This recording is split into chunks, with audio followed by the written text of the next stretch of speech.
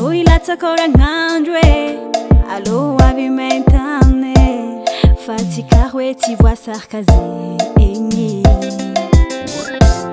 Anao magnano zakolavo e, mivoly anao za tsy ampirafy e, ampy fitiavagna zao ankilanao. Koa mahary fagnafody egny olo raiky fomba sambatra zao anao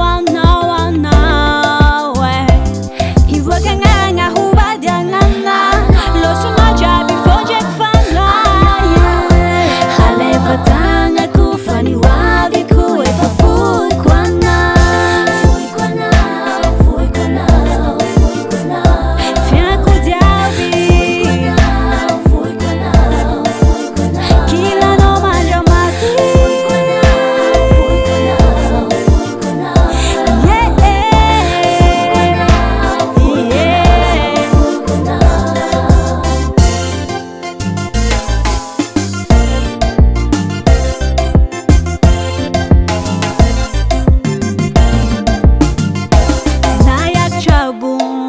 Tongako fô aminao agny, mibekuza fôko fitiavako anao atiolagny.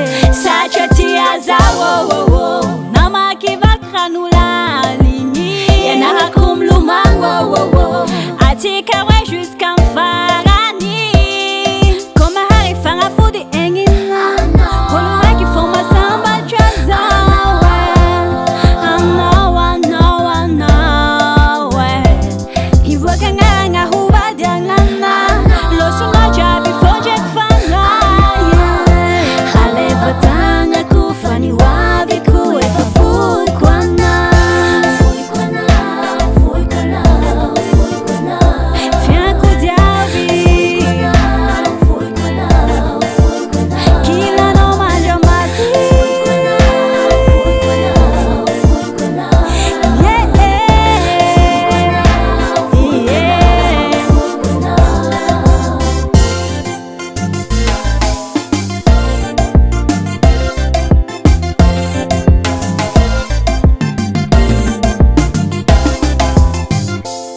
Alô ilatsaka ragnandro e, alô avy maintany e, fa tsy karaha hoe tsy voasarika zegny.